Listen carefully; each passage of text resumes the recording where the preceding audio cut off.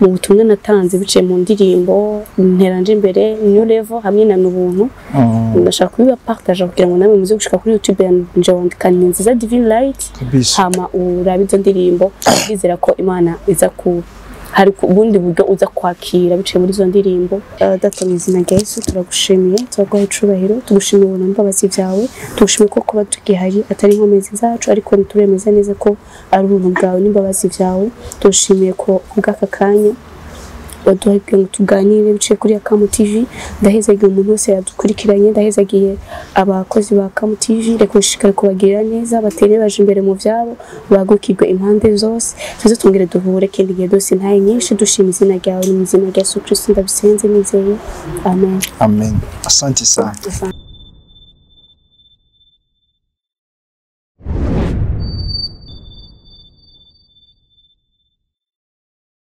Hello everybody, it's your boy Kodi Mr. Brock, the first king from Into the Bodyland aka Metre Polivares. Nkuko mubizi kuri Akamu TV dufashe micro mwamuzi ko tubazaniye ibintu vyiza ibintu bigezweho bigiye bitandukanye ku bakobwa bakeye neza cyane guys uno musi twabahitiyemo neza ni muza kwidoga yes uno musi twaba turi kumwe n'umuririmbyi wa gospel abenshi muramuzi donc harashobora kuba n'abandi batamuzi muga nko kuri Akamu TV deje njyambere tumwakiriye soboye kutubwira icyo bigiye bitandukanye na cyane muri gwa rugamba rwo guteza imbere music Burundi industry ya 257 n'ibindi bigiye bitandukanye hafa yese katumuye ikaze kugira baramutse donc twende turamenya n'ibindi bigiye bitandukanye kuri we en detail yes karibu sana murakoze cyane yes kubano batarakumenya kumbure hari abantu benshi bakuzi abatakuzi no dushaka kubanza ubibwire kugira bagutahukirwe ku mazina ni Divine Light NINZIZA umuririmbyi kazi ndimbe indirimbo mpimbazamana nkongera nkacuraranga guitar nkuko mbiba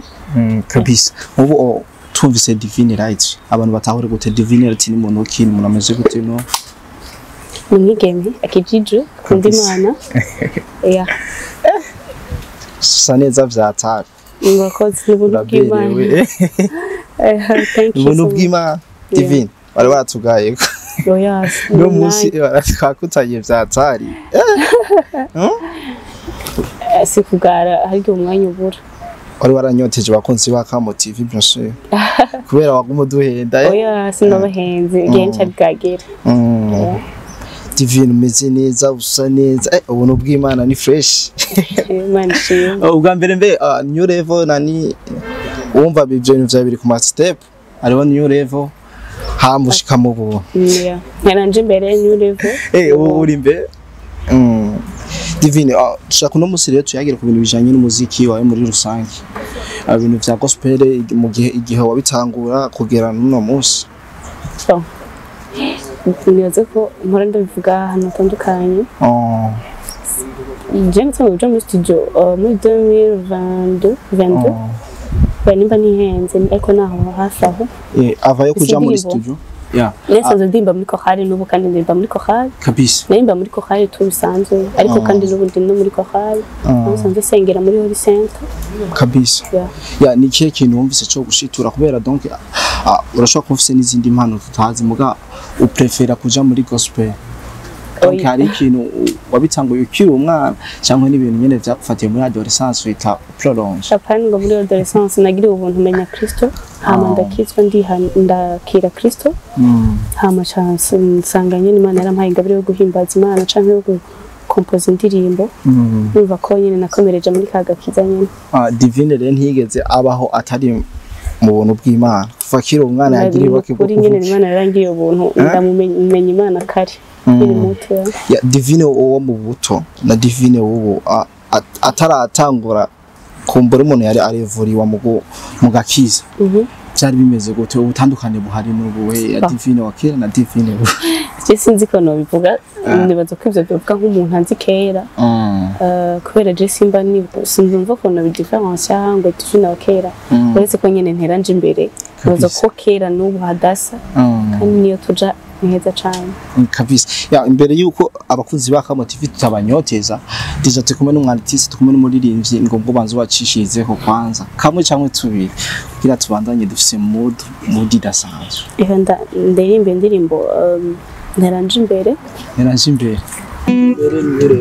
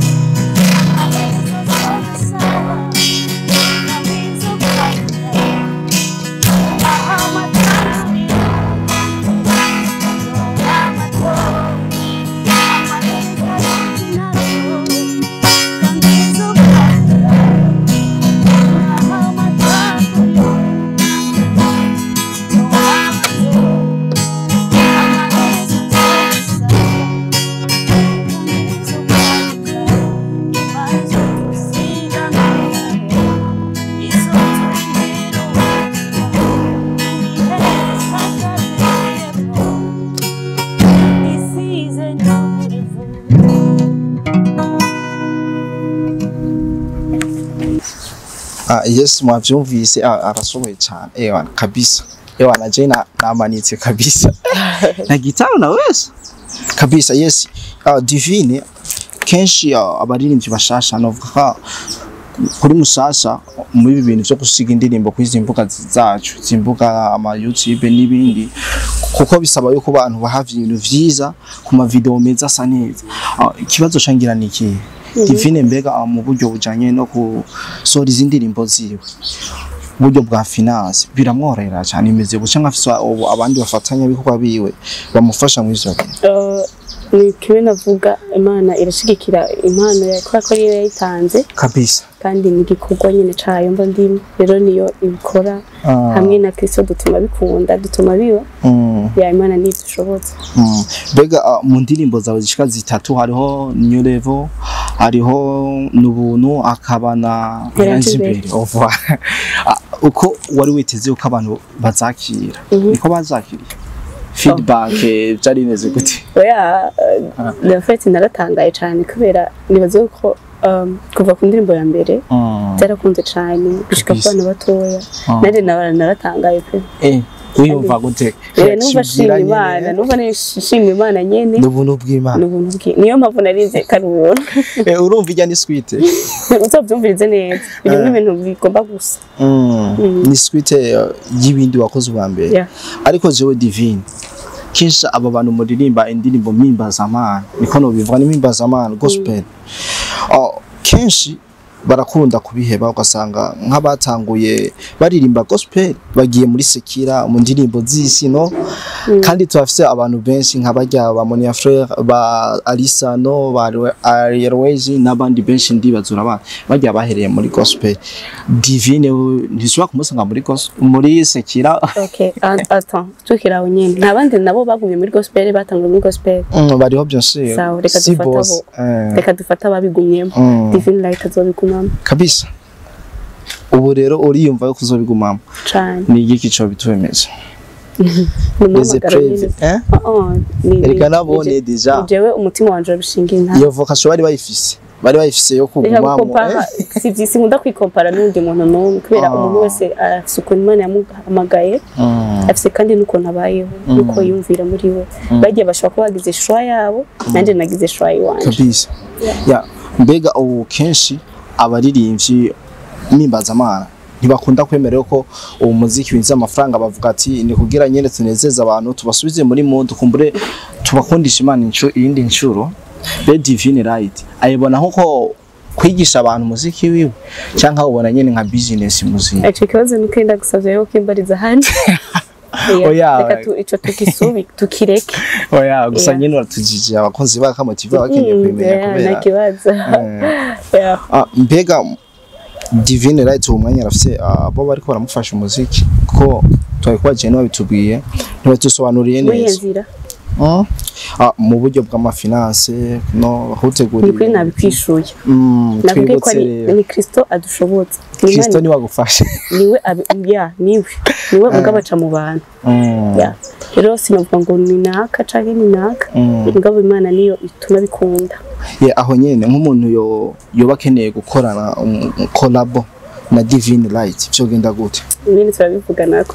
twe turavyimenyera turi kumwe n'uwo muntu nyene canke umuntu akumbure haraba ama concert y'abarinzi ba gospel n'abandi bagiye batandukanye tu akabamo ko ubu musigaye mbona n'amasoho y'abastar abarinzi ba gospel banza kuza bagashusha abantu no bagashusha abantu uvuze sikeza basi nyene ko twe kuryosha abantu tuvuga ubutumwa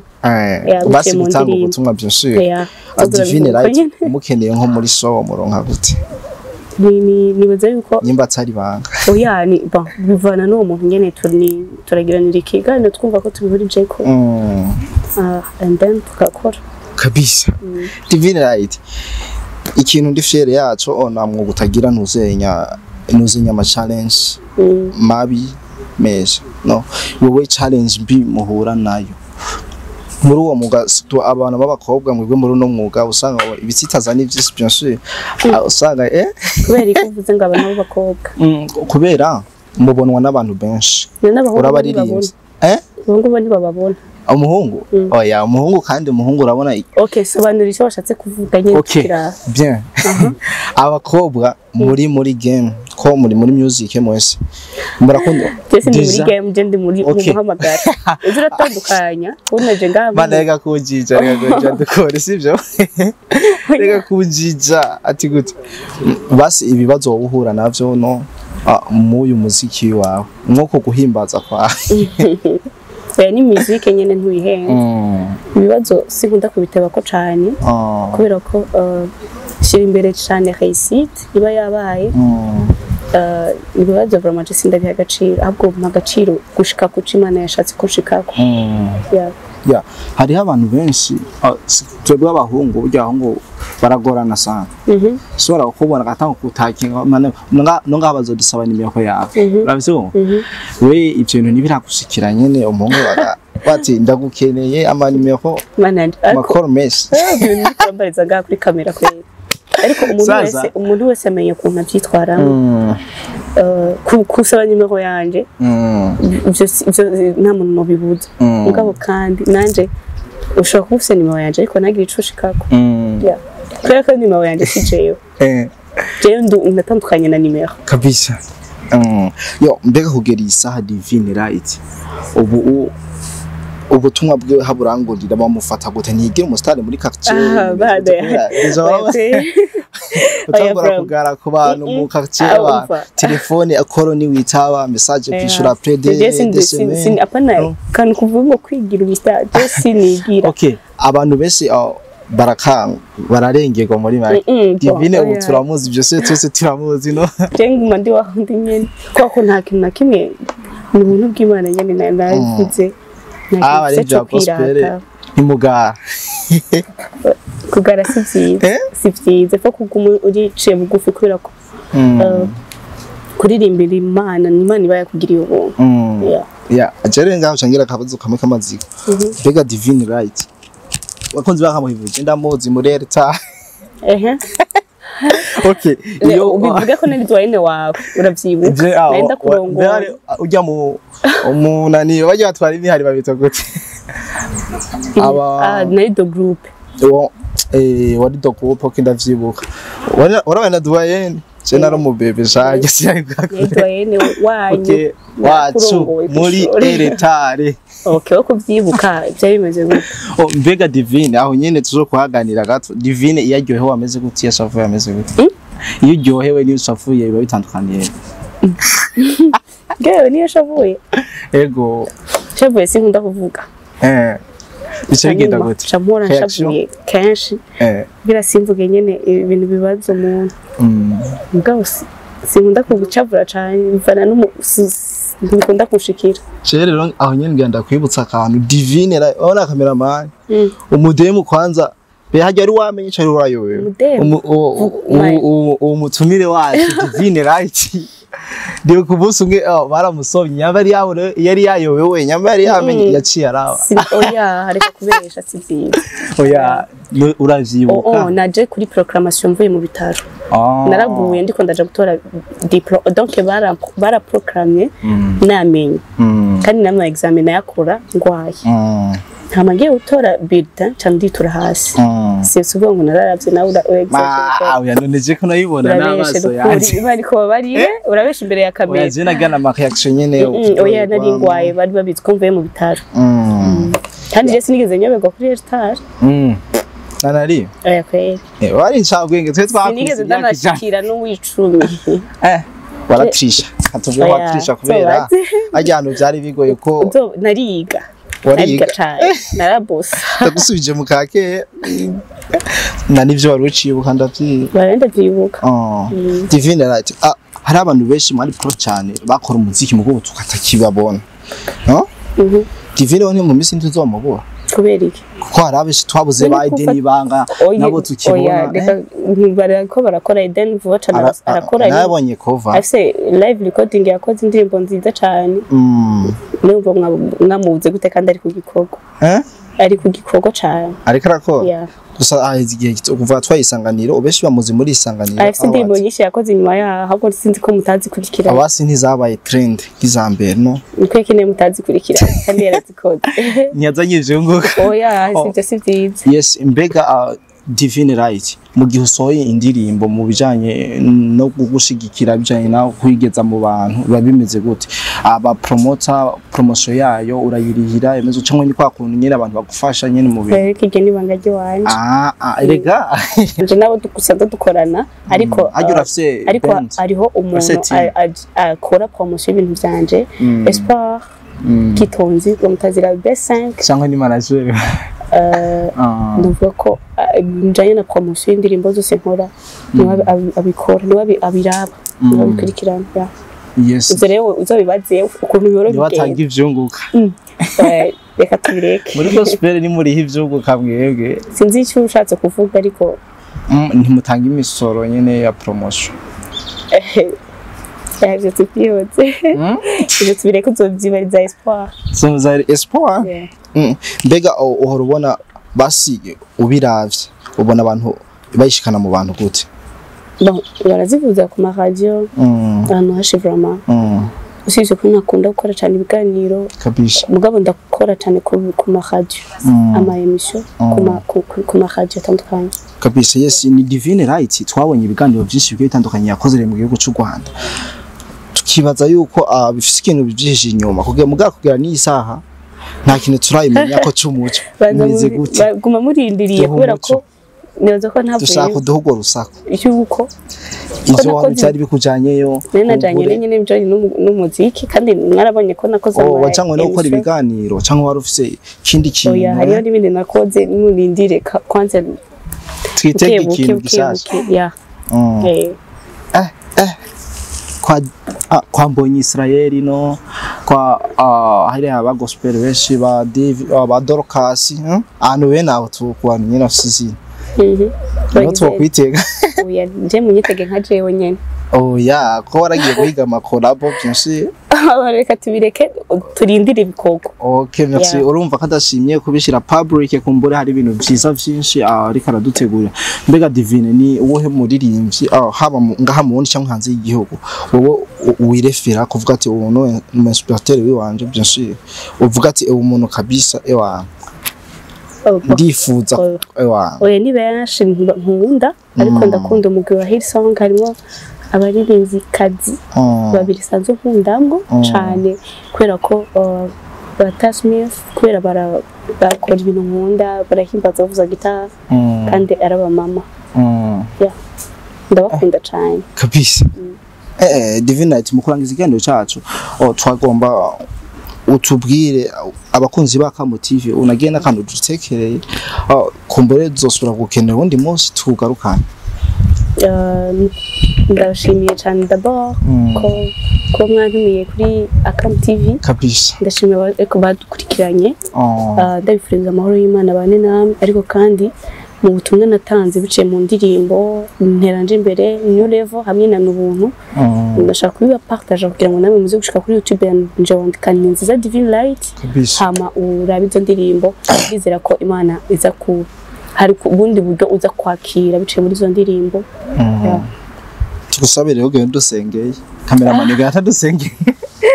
ndabasengere yego reka dushime Imana kandi nawe usenge turahumiriza cyane kuvyumva nta cyageze gihari. Data mu izina rya Yesu turagushimiye turaguha icubahiro tugushimiye ubuntu n'imbabazi byawe tugushimiye ko kuba tugihari atari inkomezi zacu ariko nturemeza neza ko ari ubuntu bwawe n'imbabazi byawe tugushimiye ko bw'aka kanya waduhaye ngo tuganire biciye kuri Kamo TV ndahezagiye umuntu wese yadukurikiranye ndahezagiye abakozi ba Kamo TV reka ushikare kubagirira neza batere baje imbere mu byabo bagukirwe impande zose tuze tungire duhure kandi gihe dose ntaye nyinshi dushima izina ryawe mu izina rya Yesu Kristo ndabisenze nizeye amen. Amen. Asante sana. Yes, bakozi ba Kamo TV ariko di Mr Black na Divine Light NINZIZA. Love you so much.